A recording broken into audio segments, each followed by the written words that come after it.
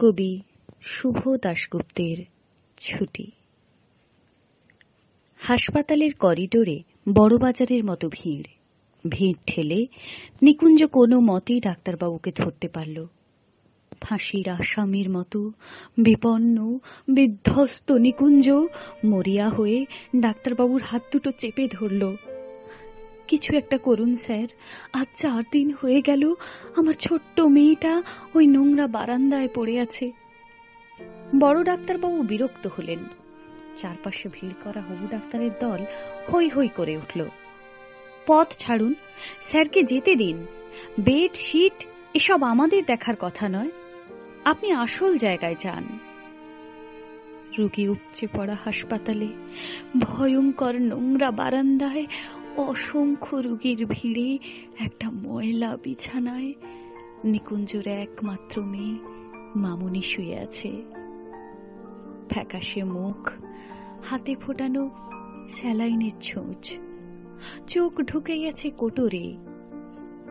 জুতোর দোকানের সামান্য মাইনের কর্মচারী নিকুঞ্জ, তার আদরের মেয়ে মামুনির কঠিন অসুখ, ডায়ালিসিস করতে হবে, ডাক্তারের বিধান। নিকুঞ্জ গত 4 দিন উদ্ভ্রান্তের মতো ছুটেছে। পাড়ার এমএলএ থেকে রাইটার্সের আমলাদের ঘর নিকুঞ্জ ছুটে বেরিয়েছে অপরাধীর মতো। ভিজিটিং আওয়ারের বিষণ্ণ বিকেলে 7 দরজায় কৃপা ভিক্ষা সেরে ক্লান্ত নিকুঞ্জ একটা সস্তার কেক আর 2টো ছোট সন্দেশ কাগজের ঠোঙায় নিয়ে মেয়ের মাথার কাছে এসে বসে। সন্দেশ খাবি মামুনি? এনেছি, এই দেখ। যেন কোন গভীর অতল থেকে ক্ষীণ স্বরে মেয়ে বলে, বাবা আমার ছুটি কবে হবে বাবা? আমি বাড়ি যাব কবে বাবা? এইটুকু বলতে বলতেই সে ঝিমিয়ে পড়ে। সন্দেশটা খেয়ে নে মা। সন্দেশ খাবো না বাবা, আমি আঙুর খাবো। ওই যে ঘরের ভেতর দেখো, ওই বিছানায় ওই মেয়েটা রোজ আপেল খায়, আঙুর খায়। আমি আঙুর খাবো বাবা। নিকুঞ্জ ভেতরের হল ঘরে বিছানায় শুয়ে থাকা ফুটফুটে মেয়েটিকে দেখে। তারপর ধীরে ধীরে বলে, আচ্ছা মা, কাল নিয়ে আসবো আঙুর।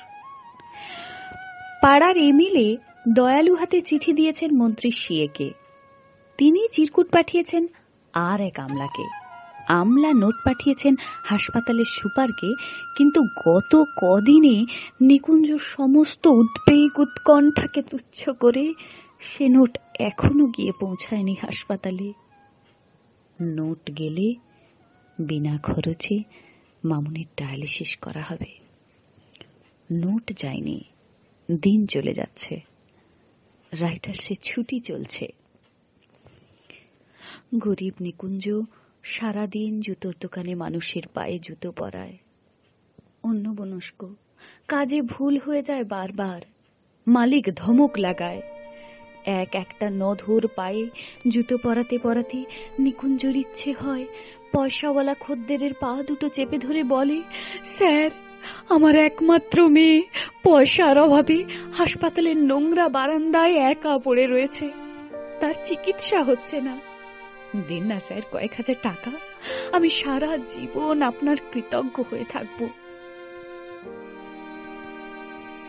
কিন্তু এসব বলা হয়ে ওঠে না নিকুঞ্জর।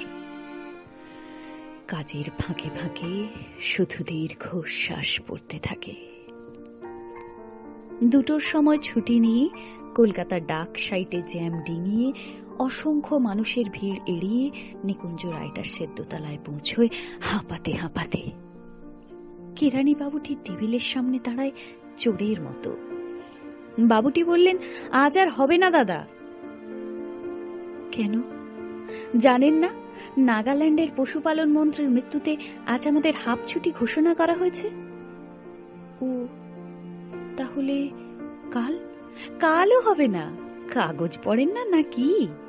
প্রাক্তন প্রধানমন্ত্রীর মৃত্যুতে কাল আমাদের পূর্ণ দিবস ছুটি। তাহলে পরশু? নিকুঞ্জ ব্যস্ত হয়ে ওঠে। পরশু তো শনিবার, তারপর রোববার, আপনি একেবারে সোমবার আসুন। সোমবার মানে আরো 4 দিন। নিকুঞ্জকে যেন কেউ ঠেলে ফেলে দেয় অথই সমুদ্রে। তলিয়ে যেতে থাকে নিকুঞ্জ। তলিয়ে যেতে যেতে বারবার তার কানে ভেসে আসে মামুনির ক্ষীণ কণ্ঠস্বর, বাবা আমার ছুটি কবে হবে বাবা, আমি বাড়ি যাব কবে বাবা। হঠাৎ নিকুঞ্জর মাথায় যেন আগুন জ্বলে ওঠে। দুর্বল, অভুক্ত, শীর্ণ শরীরে হঠাৎই যেন জেগে ওঠে ভয়ঙ্কর তেজ। রাইটার্সের বারান্দা দিয়ে ছুটতে থাকে নিকুঞ্জ। ভিড় টপকে দরজা দিয়ে বাইরে এসে ছুটতে থাকে সে। ছুটতে ছুটতে নিকুঞ্জ সোজা গিয়ে ঢোকে ডালহাউসি পাড়ার প্রাচীন এক বন্দুকের দোকানে। আগুন জ্বলছে তখন নিকুঞ্জর মাথায়। ধূমকেতুর মতো দোকানে ঢুকেই নিকুঞ্জ চিৎকার করে বলতে থাকে, আমাকে একটা বন্দুক দিন, আমাকে একটা বন্দুক দিন, যা থেকে হাজার হাজার গুলি বেরোবে। আমি সমস্ত প্রাক্তন নেতা মন্ত্রী কর্তাদের গুলি করে মেরে ফেলবো, সবাইকে একবারে মেরে ফেলবো। তারপর সারা দেশে একদিনই রাষ্ট্রীয় শোক, আর তারপর একদিনই ছুটি, আর তারপর আমার মামুনির ডায়ালিসিস। দোকানের দরওয়ান ঘাড় ধরে নিকুঞ্জকে বের করে দেয়। নিকুঞ্জ ছুটতে থাকে, ছুটতে ছুটতে হাঁপাতে হাঁপাতে হাসপাতাল। বুকের ভেতর তীব্র উত্তেজনায় হাতুড়ির ঘা, তবু সে ছুটতে থাকে। দোতলার বারান্দায় ততক্ষণে ভিজিটিং আওয়ার ক্ষয়ে ছোট হয়ে এসেছে। অন্ধকার ঘনিয়ে এসেছে। সিঁড়ি দিয়ে উঠতে উঠতে বিড়বিড় করে নিকুঞ্জ বলতে থাকে, মামুনি চিন্তা করিস না, আর মাত্র 4 দিন। 4 দিন পর রাষ্ট্রীয় শোক শেষ হলে তোর চিকিৎসা হবে, তুই ভালো হয়ে উঠবি, কিচ্ছু চিন্তা করিস না। বলতে বলতে দ্রুত পায়ে মামুনির বিছানার দিকে এগোতে থাকে নিকুঞ্জ। পকেটে 2 টাকার আঙুর। হঠাৎ ঝপ করে লোডশেডিং এর মতো নিকুঞ্জর চোখের সামনে সবকিছু অন্ধকার হয়ে যায়। মামুনির বিছানাটা খালি। মামুনি কোথায়? কোথায় মামুনি? নিকুঞ্জর চিৎকারে একজন নার্স এগিয়ে আসে। নিকুঞ্জর বিধ্বস্ত মুখের দিকে তাকিয়ে একটু থমকে যায়। তারপর স্পষ্ট স্বরে বলে, আজ দুপুরে আপনার মেয়ের ছুটি হয়ে গেছে। কেমন বাবা আপনি? একদিনে একটা ফ্রি ডায়ালিসিস অর্ডার বের করতে পারলেন না?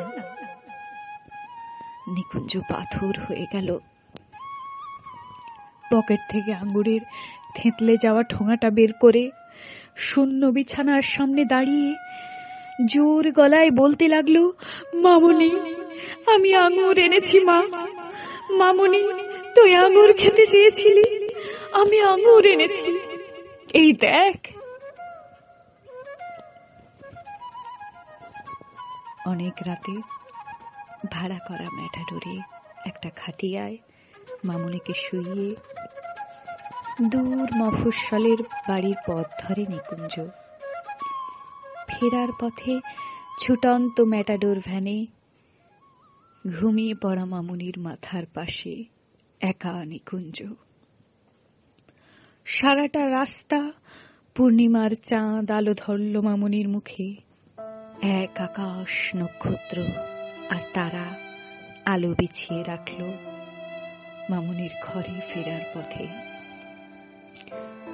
আর নিকুঞ্জ শুনতে পেল নক্ষত্র, চাঁদ, তারা সবাই বলছে, আমাদের ছুটি নেই নিকুঞ্জ, আমরা আলো জেলে রেখেছি তোমার মামুনির জন্য, আমরা আলো জেলে রেখেছি। ভোরের আলো তখন সবে ফুটেছে। ম্যাটাডোর ভ্যান এসে থামল নিকুঞ্জর ভাঙা বাড়ির দরজায়। নিকুঞ্জর বউ পাগলের মতো ছুটে এলো, এনেছো আমার মেয়েকে, এনেছো? পাথর হয়ে যাওয়া নিকুঞ্জ কান্নায় তুমুল ভেঙে পড়ে বার বার বলতে লাগলো, তোমার মামনির ছুটি হয়ে গেছে।